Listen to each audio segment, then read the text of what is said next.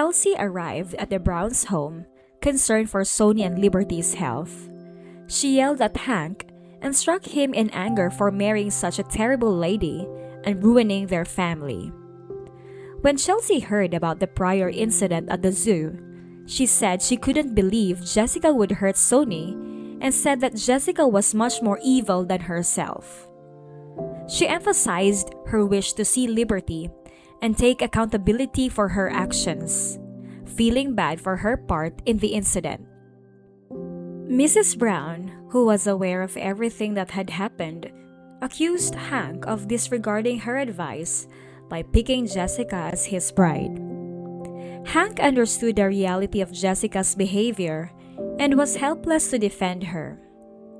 Hank was forced to admit his wife was guilty after Jessica was taken away by the police, and her terrified reaction proved it.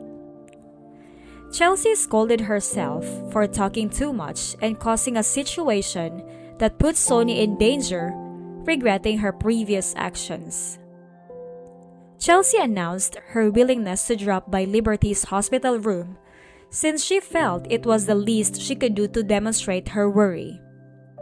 Mrs. Brown, unable to sleep at home owing to her intense stress, made the decision to go with her daughter.